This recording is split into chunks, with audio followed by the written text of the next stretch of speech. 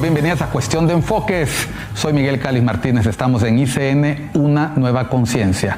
Contentos de estar nuevamente con ustedes para hablar con los protagonistas, las protagonistas de la información, esos que hacen titulares, los que hacen portadas de los medios de comunicación, redes sociales como las redes sociales de ICN, ICN.digital. Como usted sabe, hay distintos puntos de vista, distintas perspectivas, distintas opiniones, distintos enfoques. Hoy vamos a conocer el enfoque del ministro de la Presidencia, el buen amigo Rodolfo Pastor de María y Campos. Gracias, ministro, por atendernos en el despacho de donde atiende sus asuntos oficiales. Finalmente logramos la entrevista. Finalmente, y contentos, Miguel, siempre de poder conversar contigo. Celebro la iniciativa de tener estos nuevos canales de comunicación que nos permiten efectivamente compartir distintas perspectivas y además crear conciencia crítica, que es fundamental. Bueno, y aprovechando el pie que me da el ministro, nos vamos a tutear, ¿verdad? No nos vamos a ustedear porque nunca lo hemos hecho. 2 años de la presidencia de la presidenta Castro, primera presidenta de Honduras. Los desafíos estaban claros, los retos siguen claros. ¿Cuáles han sido las más grandes dificultades a partir de esa expectativa y luego la realidad después de 2 años? Bueno, Miguel, nosotros cuando llegamos a conformar el gobierno bajo el liderazgo de la primera mujer presidenta en nuestro país, efectivamente entendíamos que teníamos un reto particular. No es convencional la forma en que a lo largo de las últimas décadas hubo pues una descomposición del sistema democrático, de las instituciones democráticas en nuestro país, del mismo Estado de Derecho, una interrupción violenta del orden constitucional con el golpe de Estado en 2009, y a partir de ahí, pues con ese deterioro de la democracia, también la consolidación de lo que llegó a ser hasta cierto punto pues un régimen que controlaba de tal forma todos los poderes del Estado, concentraba ese poder en la figura del entonces presidente Juan Orlando Hernández, que llegó a calificarse como una dictadura y que además se comportó como una dictadura, sin tener contrapesos institucionales que procuraran algún equilibrio en el uso del poder, abusando de ese poder desde el Estado para cometer crímenes, para concentrar todavía más poder, más riqueza y para cometer corrupción sin tener que rendirle cuentas a la población al respecto. Y en ese sentido eran condiciones inéditas las que asumíamos, y se entendió desde un inicio que en ese sentido también éramos un gobierno de transición. ¿De qué? Pues de ese régimen autoritario, represivo y criminal hacia lo que queremos, creo yo, todas y todos los hondureños, o por lo menos la mayoría de las y los hondureños, que es un régimen que vuelva a ser democrático, pero además que sea auténticamente representativo, que sea más inclusivo y que sea más justo como resultado de ello también. Entonces, no solamente estamos queriendo recuperar un orden que se perdió, sino que estamos atreviéndonos a plantearle a la sociedad hondureña un nuevo orden. Y eso requiere visión y requiere, por supuesto, estar de acuerdo en un consenso mínimo que tenemos que tener como sociedad para dar los pasos que permitan esas transformaciones que deben ser profundas. Y esa conciencia nos la da, estimado Miguel, el hecho de que ahorita las condiciones en que encontramos al país y a la sociedad hondureña son críticas, no son sostenibles. No podemos seguir por la misma ruta, porque seguir por la misma ruta sería insano. Sería insistir con un rumbo y con una receta que lo que ha provocado en nuestro país es la concentración de la riqueza, la concentración entonces también del poder, la profundización de la pobreza, de la desigualdad. Y estos son problemas estructurales que no resuelves tampoco en un par de años ni con una sola administración. Son proyectos con los que tenemos que estar de acuerdo como sociedad, para que independientemente de qué poder, qué partido político, qué visión ideológica esté en el poder, podamos mantener un curso relativamente estable. Gobierno de transición, Rodolfo, ministro, gobierno de transición a otro gobierno de Libertad y Refundación, a otro partido, o la situación está tan compleja que cualquiera que venga al país a gobernar va a encontrar un escenario complejo? Mira, el escenario es complejo para el que venga. La transición que nosotros buscamos hacer es precisamente de una descomposición y un deterioro de la democracia hacia una recuperación de la democracia, un rescate de la república, de los principios republicanos, de la separación de poderes y, como te digo, además de transformar lo suficiente la forma en que opera el país, las estructuras de poder en el país, para que tengamos otros resultados y que tengamos una participación muchísimo más activa por parte de la ciudadanía y que tengamos autoridades que se sientan y se entiendan comprometidas con esa ciudadanía que les da, que les encarga la responsabilidad de administrar la cosa pública a cambio de que se rindan cuentas de cómo se hace esto. Esto yo creo que no sucedía desde hace mucho en el país, si es que alguna vez ha sucedido. Han habido intentos de implementar un modelo republicano, han habido distintas etapas de apertura democrática, pero ciertamente nunca hemos tenido en el país una democracia que pudiéramos considerar plena. Y eso te lo digo consciente, además, Miguel, de que la democracia es en sí una utopía, un horizonte al que aspiramos, pero en el que obviamente podemos cumplir hasta cierto punto. Yo aspiraría, Miguel, eso dicho, que esta administración de estos 4 años del gobierno de la presidenta Xiomara Castro, que es poquito tiempo para hacer primero las composturas necesarias y luego proyectar ya lo que vendría a ser una visión a más largo plazo, por lo menos nos dejen como legado un país más estable, más en orden y un país que esté más preparado para dar los próximos pasos, independientemente de quién venga. Obviamente que la aspiración para cualquier actor político, miembro de un partido político, es que el proyecto del cual eres parte se pueda mantener lo suficiente en el poder para poder llegar a hacer esas transformaciones. Eso nunca debería de estar peleado y ser excluyente de la dinámica democrática que tiene que garantizar esa continuidad. O sea, qué bueno que yo haga un buen gobierno y como resultado de un buen gobierno pueda aspirar a que la población siga apoyando, no a un solo mandatario, sino que estamos hablando de un proyecto y de un proceso de transformación social de la que tenemos que ser parte, pues las mayorías al menos.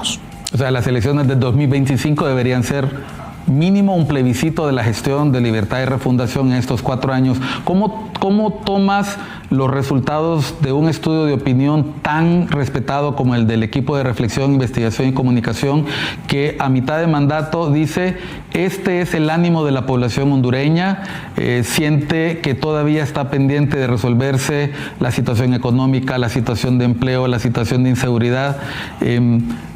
¿Esos son los retos para estos próximos 2 años? ¿Lograr revertir esa sensación de pérdida de confianza? Mira, yo creo que ha sido el reto desde el principio y es un reto con el que obviamente todavía tenemos que enfrentarnos y vamos a seguir enfrentados. Yo creo que igual que tú, coincido en la seriedad que tiene el estudio de opinión pública del equipo de Eric.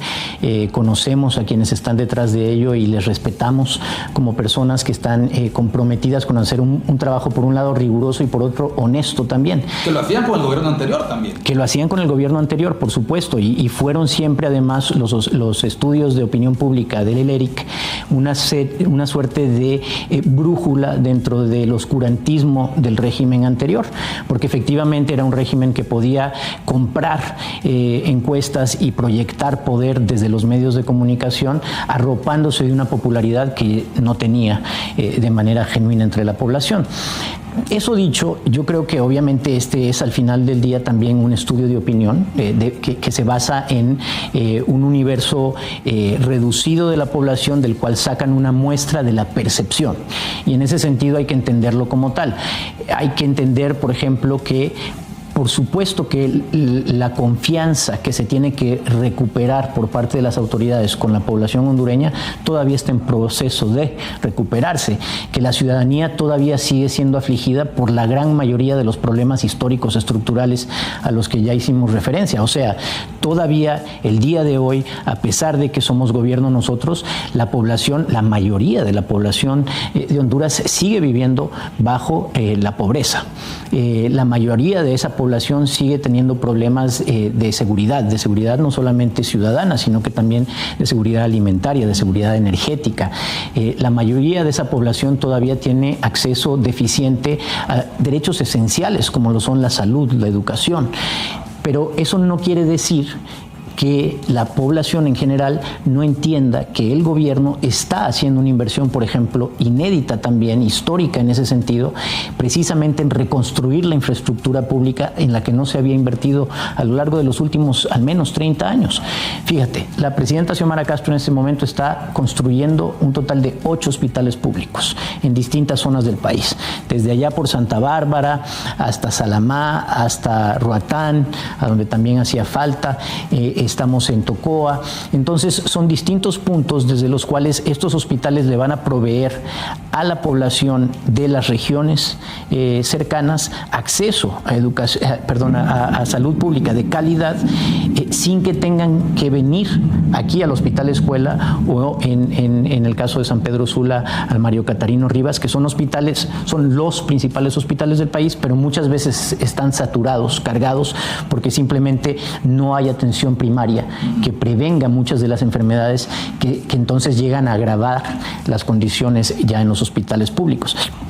Cuando estamos hablando de esa inversión que es millonaria, cuando lo ponemos al lado de la inversión millonaria que se está haciendo, por ejemplo, también en reconstruir la red carretera de nuestro país, o por ejemplo en reconstruir más de 12,000 centros escolares, Miguel, que encontramos en calidad de ruina, porque primero habían sido afectados a lo largo de las tormentas ETA y OTA, y luego cerrados por 2 años de pandemia, entonces abandonados, y tuvimos que recuperar la capacidad poco a poco de esa red de educación pública para recibir a millones de estudiantes hondureños que habían sido marginados del acceso a la educación pública en nuestro país y que provocan problemas seriosísimos a mediano y largo plazo. O sea, que 1 millón o 2 millones de niños y niñas hondureñas pierdan 2 años de escuela implica un retroceso enorme para la nación.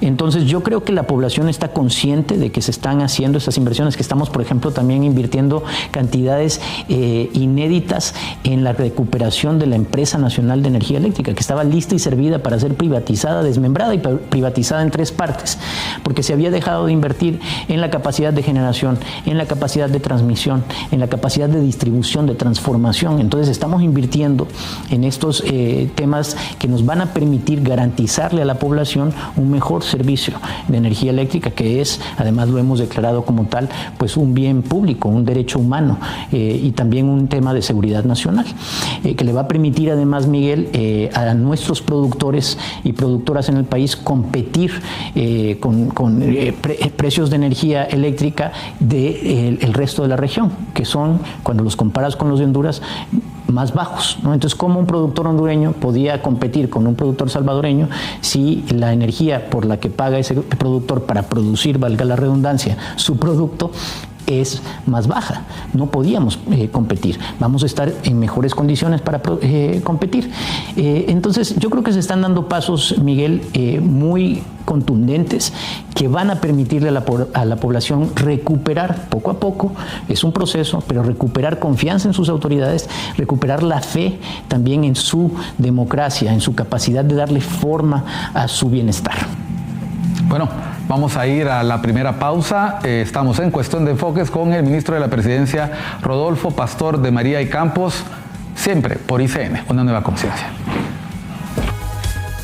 Continuamos en Cuestión de Enfoques por ICN, una nueva conciencia. Estamos al habla con el secretario de Estado en el despacho de la Presidencia. Ese es el nombre largo, el nombre más corto es ministro de la Presidencia, Rodolfo Pastor de María y Campos. En el primer segmento hablábamos de los retos, los desafíos, los problemas estructurales del país, la percepción de la población sobre esos primeros 2 años, y mencionabas, ministro, el desafío en materia de salud, en materia de educación, en materia de energía.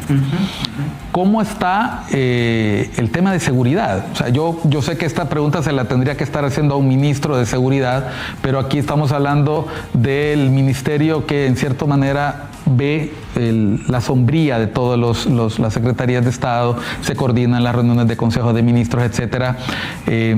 Tenemos ya al país con más de 1 año y medio de estado de excepción en algunas zonas del país, y los resultados fluctúan entre mantener la situación, bajar un poco los puntos, pero en materia de homicidios, volvemos a percepción, la percepción de la población. Tú sales a la calle, tú preguntas a las personas y te dicen la extorsión continúa, los problemas continúan.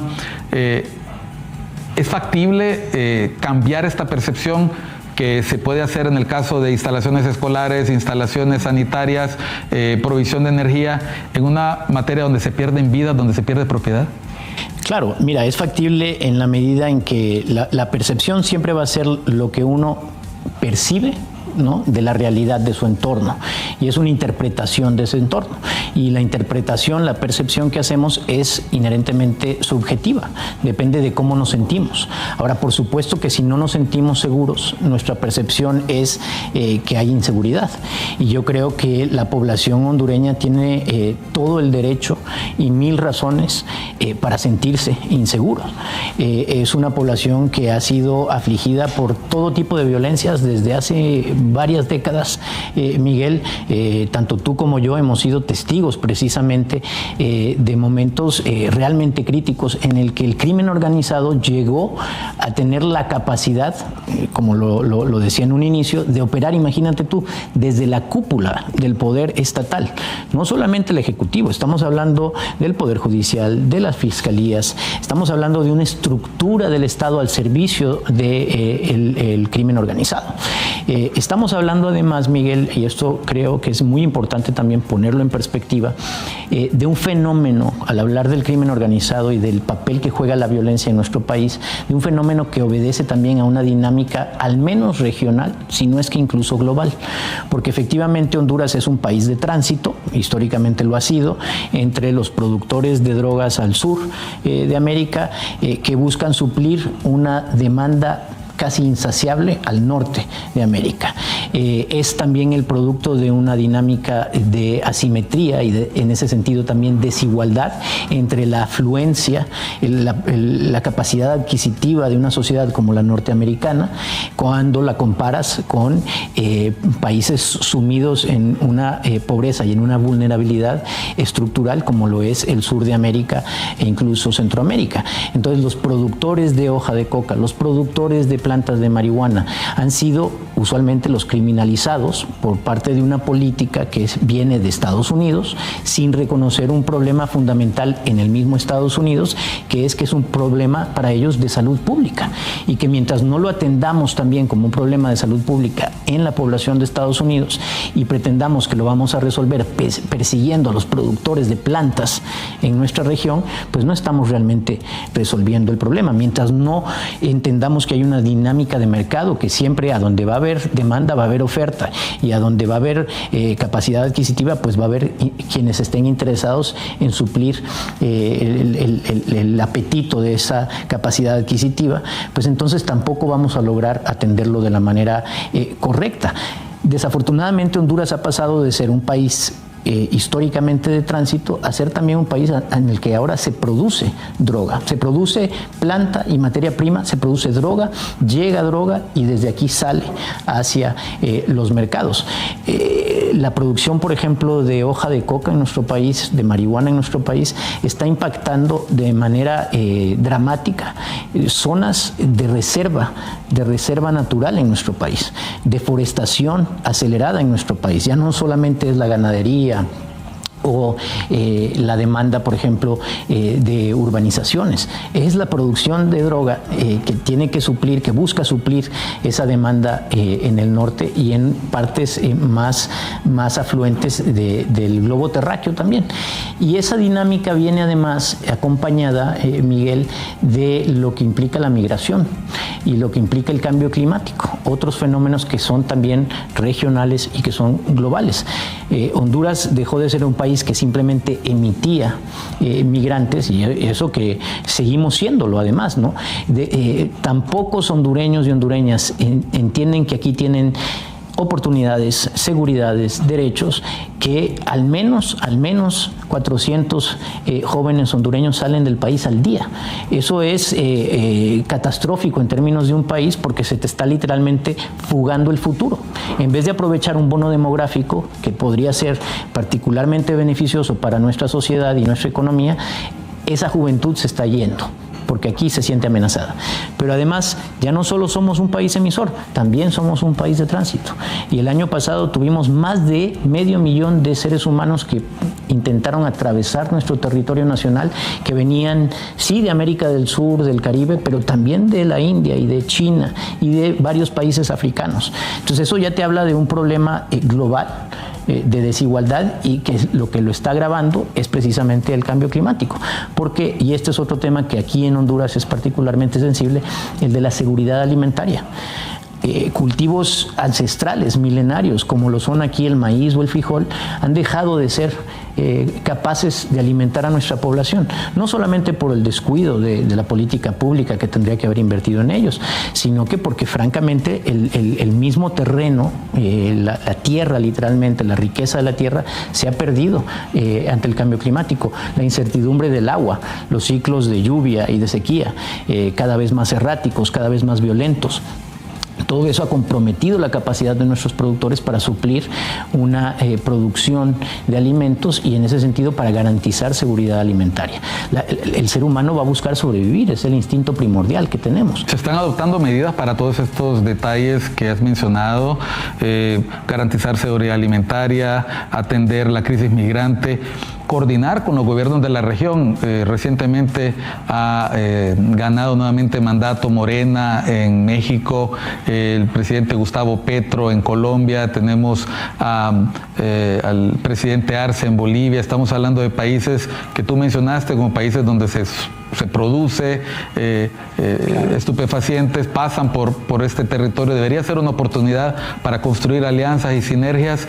¿Existen esos acercamientos o todavía es un tema pendiente de ejecutar? Mira, la integración regional yo creo que es una aspiración histórica también en nuestro país.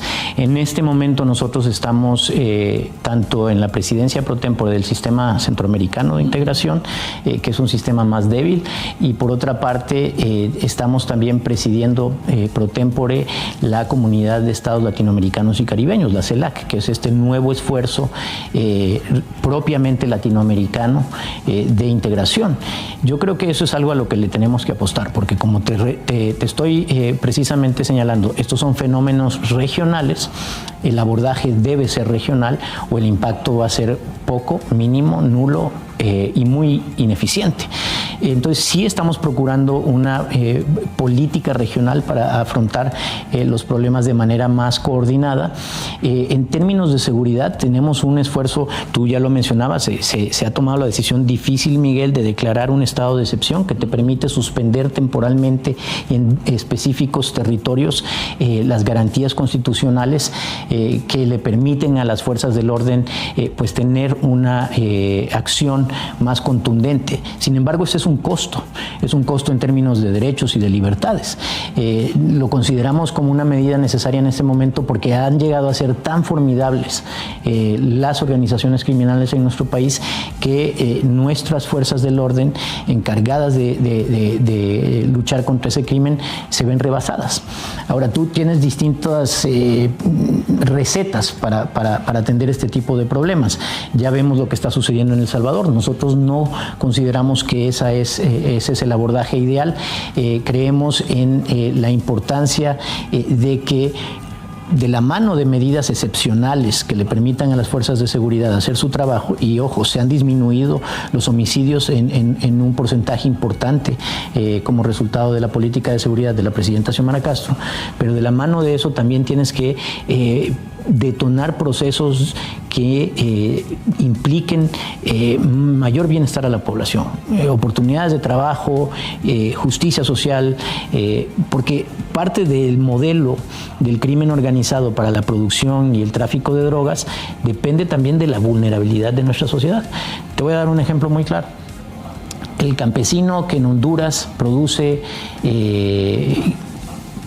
frijol, produce maíz, produce cítrico, produce guineo, plátano, vende café, chocolate, cacao, vende su producto que se lo pagan, ¿verdad?, de una manera muy castigada, que le cuesta a él cada vez más producirlo, para que luego otras personas, otros intermediarios, le saquen a ese mismo producto un provecho enorme. Entonces, si al campesino hondureño se le sigue pagando mezquinamente el maíz, el frijol, el arroz, el café, pues el campesino va a decidir cultivar otra planta más redituable. Eso también es lógico, ¿no? Es algo que tenemos que entender. Lo que hay que darles a nuestros campesinos es acceso a tierra y acceso a tecnologías que les permitan cultivar de manera más eficiente sus cultivos milenarios, pero además procurar un precio más justo. Por eso también estamos invirtiendo no solamente en incentivar la producción de granos soberana aquí en territorio nacional, sino que también en que los productores puedan comercializar sus productos de manera más competitiva, a precios mejor remunerados. Y si tú te das cuenta, ahorita la oportunidad que se abre con el mercado en China es histórico y hay que aprovecharlo. Y no hay que ser ingenuos, es un mercado pues altamente competitivo, pero es un mercado en el que ahorita ya estamos logrando llevar nuestro café, que es de primer nivel. Es un mercado al que ahorita ya estamos logrando llevar nuestros primeros camarones, que también son de altísima calidad. Al cacao, lo que tienes es que agregarle valor al producto. Hay que apostarle a la tecnología para procesar ese cacao y vender buen chocolate hondureño. Vamos a ir a la siguiente pausa. Al volver, me gustaría hablar un poco sobre... Hemos hablado de los retos de producción, los retos de seguridad, pero para poder hacer este tipo de política pública, para poder coordinar acciones, siempre es importante el diálogo intersectorial, sentarse con esos otros actores, a veces partidos de oposición para poder tomar decisiones en el Congreso, para aprobar leyes, sector privado, sociedad civil, variados sectores. Vamos a hablar después de la pausa sobre eso con el ministro Rodolfo Pastor de María y Campos, acá en Cuestión de Enfoques por ICN, una nueva conciencia. Ya volvemos.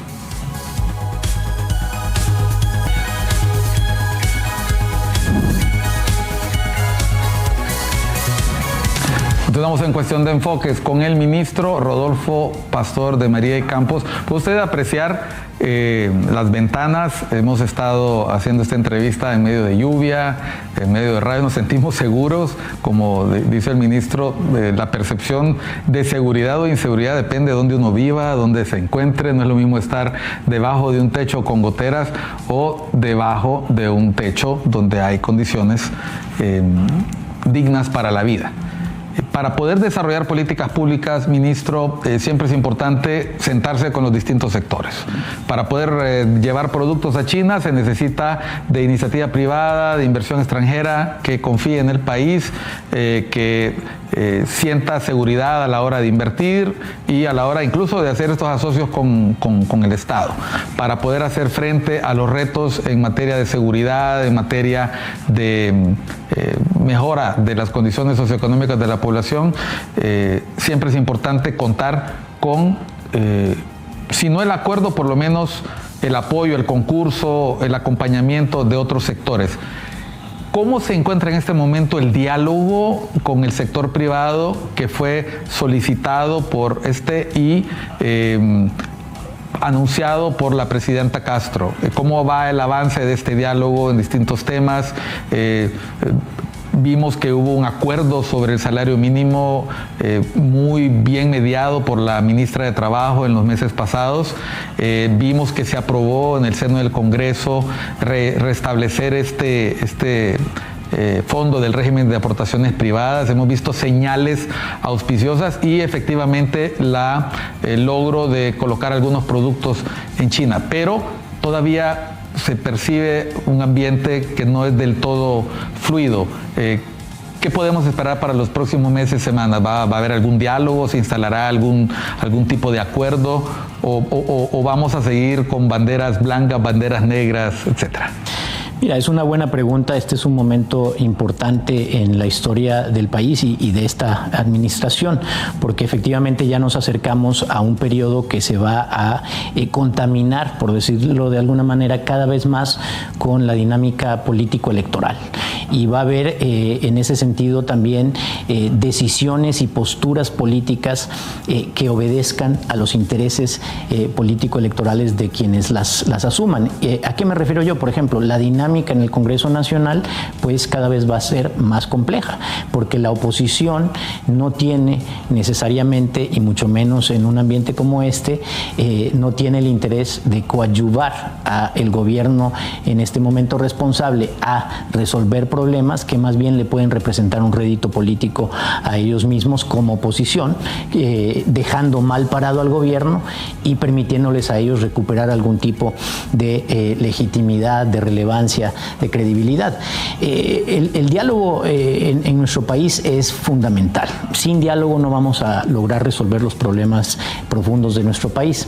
Y eso es más cierto hoy en día porque efectivamente nos encontramos inmersos, y esto desde hace ya algún tiempo, en un ambiente sumamente polarizado, en el que hay posturas completamente encontradas sobre cómo queremos avanzar en nuestro país. Yo, sin embargo, Miguel, me dedico a la política y me dedico a la diplomacia porque creo precisamente en la responsabilidad que tenemos como actores interesados en el progreso de la sociedad, de encontrar puntos de encuentro, de alcanzar consensos mínimos, que no tienen que ser completos, porque eso sería absurdo procurarlo. Ministro, ¿están de acuerdo con esa postura todos los compañeros de gabinete? Yo a veces encuentro posturas muy encontradas. Se reconoce en la opinión pública que el ministro Rodolfo Pastor es una figura de diálogo, de moderación, de acercamientos, que incluso en algún momento le granjearon acusaciones dentro de su propio partido por no tener contundencia, por ejemplo en el tema del servicio civil, que por cierto luego se resolvió muy bien, creo yo, pero vemos que hay ministros que se la pasan incentivando o respondiendo cuando en un momento que de repente el gobierno necesita más apoyos. Yo estoy de acuerdo con lo del Congreso, cuando dijiste, ministro, se va a poner peor el Congreso. Hemos tenido momentos muy bajos en el diálogo en el Congreso y faltan iniciativas importantes del gobierno, la ley de justicia tributaria. Todavía la gente está preguntándose si habrá espacio, aunque sea para alguna reforma electoral. Se pierden las expectativas de eso, pero también tengo entendido que hay una serie de iniciativas que están en el plan de refundación del gobierno que están esperando fila ahí en el Congreso. ¿Qué es lo que vamos a esperar? ¿Una postura Rodolfo Pastor o posturas el resto? No, yo creo que todos jugamos un papel en estos engranajes. Lo que yo te puedo decir, Miguel, es más allá de una postura personal mía, yo he sido testigo de las distintas maneras en que nosotros como gobierno hemos estado dispuestos al diálogo. Eso sin querer desmentir lo que dices. Hay figuras en todas las arenas que buscan la polarización, que buscan provocar la confrontación. Yo no coincido en ese sentido, pero sí he visto disposición al diálogo y mira, es que ya existen además muchos canales en los que nos tenemos que poner de acuerdo. Por ejemplo, tú ya mencionabas uno. Yo soy parte del Consejo Directivo del Régimen de Aportaciones Privadas, del RAP. En el RAP estamos sentados a la misma mesa el sector trabajador, el sector privado y el sector gobierno, y nos ponemos de acuerdo. De esa misma manera tripartita estamos trabajando en el Consejo Económico y Social. social. Y así salió el salario mínimo. Exactamente, entonces ya ves ahí un logro. Entonces se van dando pasos poco a poco y esas son mesas en que el diálogo es permanente y ahí tu servidor en diálogo con los empresarios, pero además testigo del diálogo saludable que hay franco entre empresarios y el sector trabajador. ¿Me preocupa el seguro social, Rodolfo? Me preocupa el seguro social en el que también hay un mecanismo tripartito y me preocupa porque por lo poco, y ahí te confieso más bien ignorancia, pero por lo poco que he logrado entender es que ese mecanismo de gobernanza del seguro social, tripartito como está bien que sea, pero no está funcionando y que tenemos que hacer una reforma muchísimo más profunda al sistema de protección social en nuestro país y en eso estamos ya trabajando de la mano del doctor Hugo Noé Pino en el Congreso Nacional, con quien coincidimos en eso, ¿no? Es independientemente de a quién nombren como el titular temporal ahí. Creo que ahí se ha cometido un error pensar que es una figura la que va a resolver los problemas, es el acuerdo entre sectores. Y eso aplica para todos los niveles, incluso mismo para el gobernante de un país. Un ser humano no es capaz de resolver los problemas de un país. Lo hacemos de manera coordinada entre todos los sectores. Ahora, eso requiere, cualquier consenso requiere que cada sector ceda un poco. Así se alcanzan los acuerdos.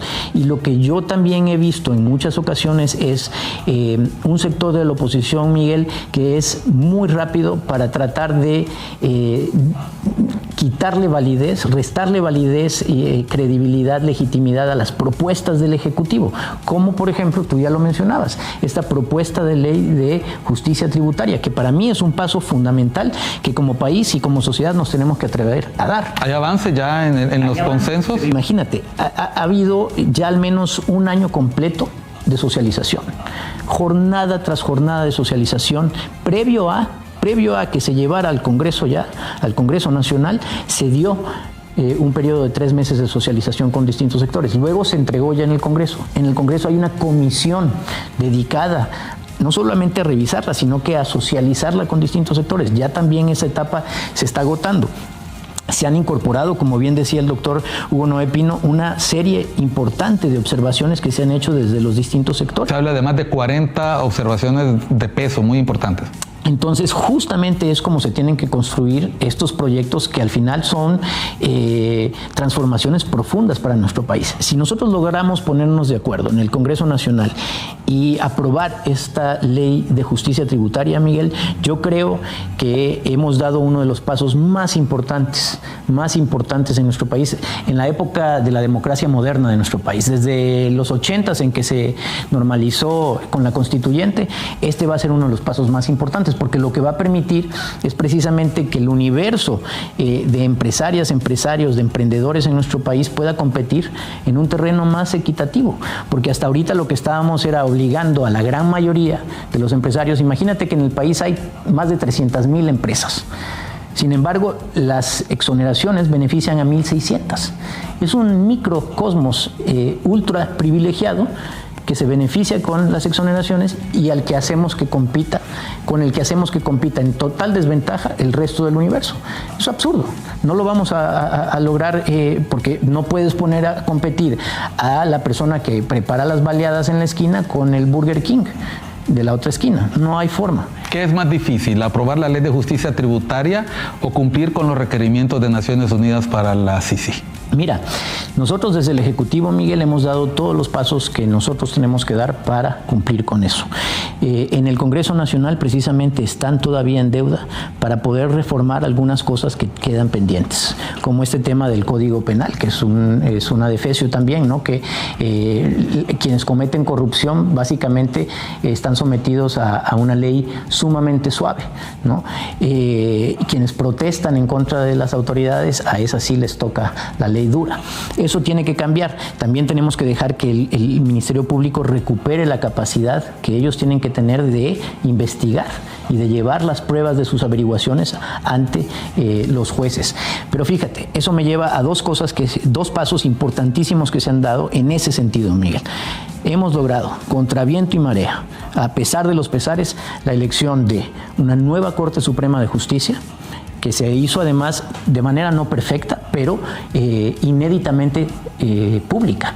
En una plataforma a la que tenían acceso quien quisiera tener acceso, se llevó a cabo todo el proceso mediante el cual se seleccionó ¿verdad?, de quienes habían sido propuestos primero en el Congreso, ante el Congreso Nacional por la Junta Nominadora. De ahí se seleccionan los candidatos y de ahí surgen los nuevos miembros de la Corte Suprema de Justicia. Eso, como te digo, no es un producto perfecto, pero es muchísimo mejor que lo antes visto. Sin embargo, eso sigue siendo una cúpula del Poder Judicial. Abajo de esa cúpula existe todo un entramado institucional, una estructura del Poder Judicial que también vas a tener que reformar porque sigue siendo capturada por intereses también corruptos. Lo mismo aplica para la Fiscalía, para el Ministerio Público. Ya tenemos un fiscal general y adjunto. Nos costó mucho porque hay intereses de la oposición precisamente en blindarse contra una persecución genuina de corrupción.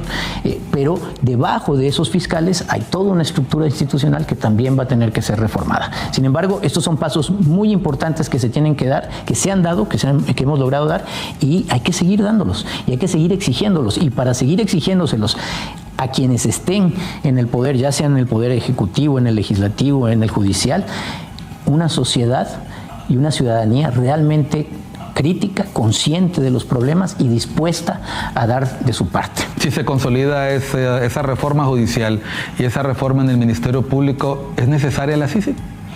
Pues podrías argumentar que a largo plazo es muchísimo más importante que el país cuente con capacidades soberanas de hacer justicia en Honduras a depender de una justicia que tiene que venir de afuera. Hasta cierto punto lo que hacemos hasta ahorita las y los hondureños es aceptar que la corrupción en nuestro país ha sido tan formidable y hemos tenido tan poca capacidad propia de luchar contra esa corrupción, no ha habido capacidad ni voluntad política, que necesitamos que alguien venga de afuera a ayudarnos. Y tenemos que incluso ceder soberanía para que eso suceda. Para que Naciones Unidas venga y nos ayude, tendremos que ceder soberanía. Eso es lo que se está negociando en este momento. ¿Qué tanta soberanía? ¿Hasta dónde estamos dispuestos y es responsable ceder soberanía?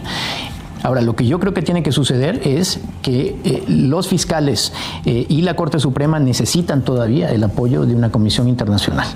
Y lo que tiene que venir a hacer aquí una comisión internacional es acuerpar y acompañar y a fortalecer estas instituciones nacionales para que, como objetivo último de una CICI, sea irse, sea dejarnos a las y los hondureños capaces de luchar contra la corrupción y la impunidad en nuestro país, capaces de que aquí se haga justicia hondureña. Incluso voy a aprovechar, el exmandatario hondureño está cursando una condena en Estados Unidos por los crímenes que él cometió contra ese país y contra esa sociedad. Aquí en Honduras tiene una deuda pendiente con la justicia. Aquí ni los fiscales ni el Poder Judicial en ningún momento lo tocaron.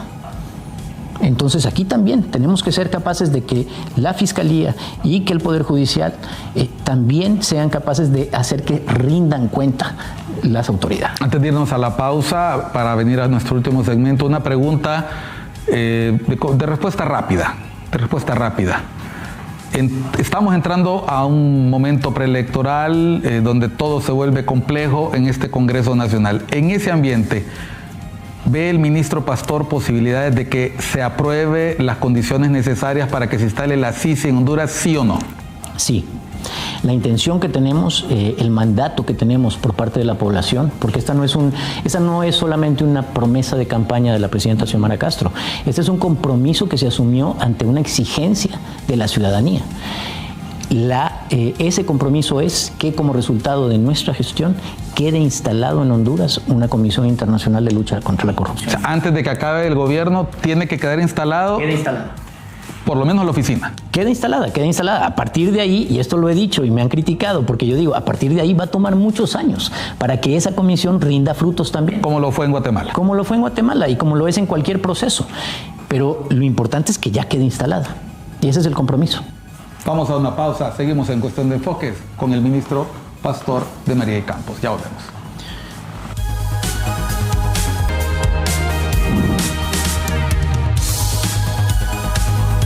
Entramos al segmento final de Cuestión de Enfoques con el ministro Rodolfo Pastor de María y Campos.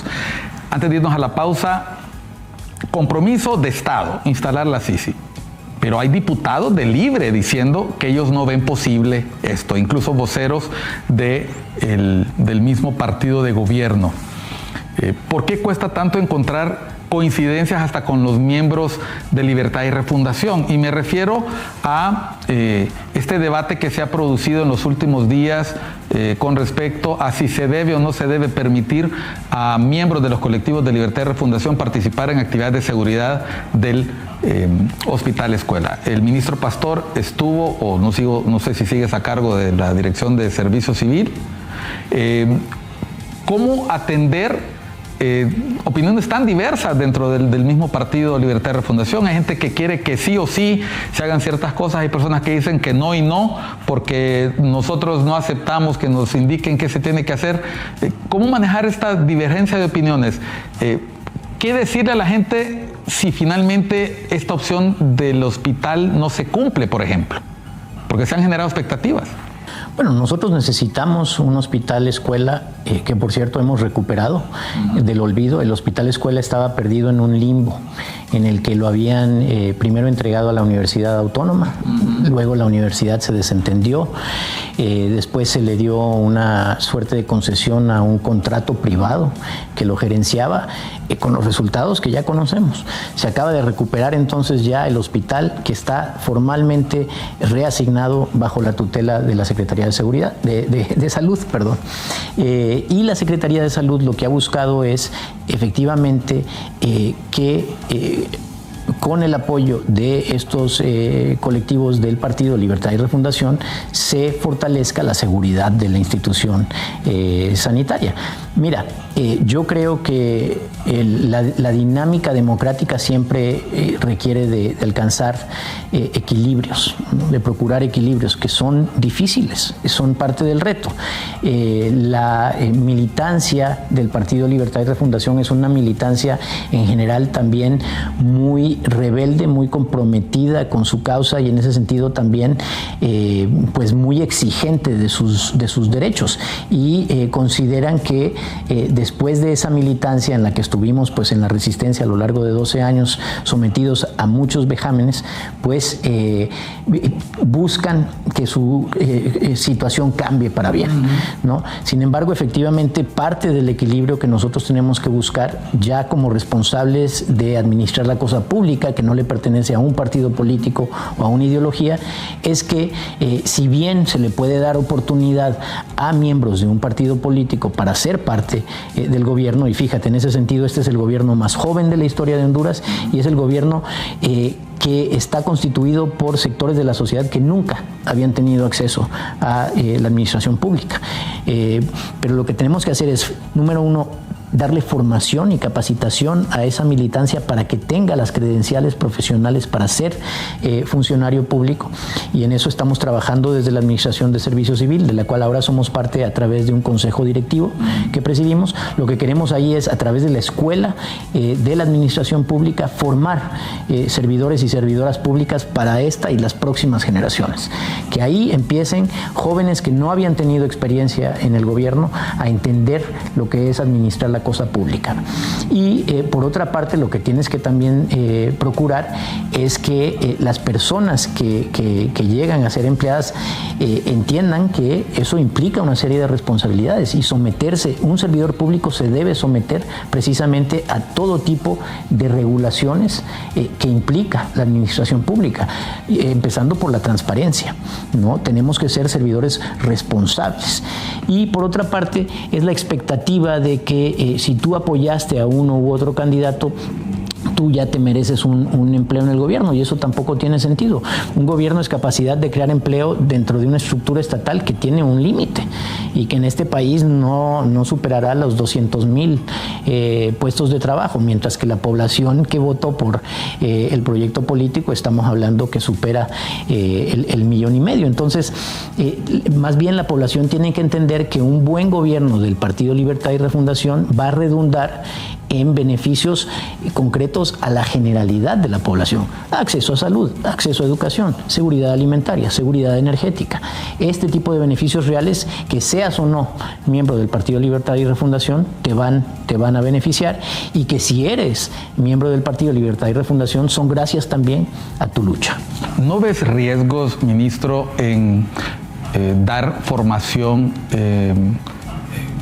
con el uso de armas en actividades de vigilancia privada a miembros que no están constituidos en una empresa de seguridad privada, que han participado de actividades políticas del partido en algún momento, como ustedes mismos lo dicen, en defensa del orden, en defensa de los intereses del partido, en defensa de los intereses del país, si lo quieren ver así, pero armados y cumpliendo funciones de seguridad en una institución pública? Mira, yo creo que hay riesgos, por supuesto, en el sentido de que a donde hay armas hay potencial de violencia. Creo que va a depender muchísimo de cómo se implemente y precisamente de cómo se regule la forma en que estas personas son capacitadas, en que estas personas logran entender cuáles son sus obligaciones y sus derechos, y en que una autoridad competente, en este caso en materia de seguridad, pueda ser también la que supervise la forma en que esto opere. ¿Es una prueba piloto esto? Pues mira, yo no conozco el caso, lo he visto reflejado más bien en los medios de comunicación. Me gustaría pensar que efectivamente es una suerte de prueba piloto. Voy a ponerle atención porque obviamente tenemos que ser muy responsables al respecto. Fíjate, en este país, tú sabes, Miguel, que los empleados de compañías que proveen seguridad privada son más gente armada que, por ejemplo, la misma policía. Eso lo sabes, ¿no? Entonces, y que no es una industria que no está debidamente regulada y que desafortunadamente muchas veces resulta en violencia perpetrada por estas personas en contra de la población. Te lo menciono porque la población que acude a los hospitales es población en angustia, es población muy estresada, parientes sin medicinas, personas que están desesperados por ver a un pariente que quizás está en su último hálito de vida, y la formación que se necesita para poder atender periodistas que vienen detrás de la noticia, parientes que vienen pidiendo, o sea, requiere una formación especial que no estoy seguro si la tenían las empresas de seguridad privada, pero con mucha más razón podrían convertirse en un problema si las personas que atienden no están capacitadas, no están formadas. Es decir, va más allá de formación en el uso de armas, es también atención humana a la población, como una observación. Y para terminar la entrevista, porque ya nos estamos quedando sin tiempo y además agradecidos por la anfitrionía, ¿verdad?, por habernos recibido en el despacho. Dentro de pocos días se van a conmemorar 15 años del golpe de Estado 2009, y con ocasión de esta conmemoración, el país recibirá delegaciones de países del continente y una reunión del Foro de Sao Paulo. Correcto. ¿Qué mensaje le darías a los críticos de esta actividad? Bueno, yo creo que hay que ser muy tolerantes ante la diversidad. Hay que saber entendernos como una sociedad que es diversa, que tiene distintas formas de pensar, y que lo importante es que nos respetemos entre todas y todos. Efectivamente, el Foro de Sao Paulo tiene una identidad política clara, transparente al respecto. Se ha llevado a cabo foros de Sao Paulo, Miguel, en las principales ciudades de toda América Latina, incluyendo en la Ciudad de México, en que tú y yo en algún momento hemos coincidido. Entonces, el hecho de que en esta ocasión, como un reconocimiento a que el Partido Libertad y Refundación comulga ideológicamente con el Foro de Sao Paulo, es parte de los partidos políticos que lo conforman, se está llevando a cabo aquí esta sesión. Simbólicamente es importante que nos acompañan en el marco de la conmemoración de lo que fue el golpe de Estado, y yo creo que es una muestra precisamente de respaldo de esa identidad política. Y aquí mismo somos profundamente respetuosos de quienes prefieren, por ejemplo, las reuniones de partidos políticos conservadores que se dan todo el tiempo en Miami o en Madrid, ¿no? Y yo creo que eso está muy bien, y que todas y todos tenemos que tener el derecho de ejercer nuestra ideología y nuestra actividad política, siempre en el marco del respeto al otro. El respeto al derecho ajeno es la paz, decía don Benito Juárez. Bueno, Gracias, ministro. Gracias. Hablamos de prácticamente todo. Entrar en minucias, en chismografía, a mí no me interesa. Sí me interesaba poder abordar la perspectiva desde el Ministerio de Presidencia, desde uno de los principales colaboradores del gobierno, y además una persona que hasta el día de hoy ha mostrado bastante apertura con los medios de comunicación, incluso en momentos difíciles de la gestión, como ese que mencionamos de la situación de servicio civil, que entiendo ya fue superada. Sí, no, yo agradezco muchísimo la oportunidad, Miguel. Yo sé que siempre has sido además un ciudadano, un hondureño comprometido con la promoción de la democracia en nuestro país. El país la tiene muy difícil, pero también es la única opción que tenemos si queremos seguir creyendo en Honduras.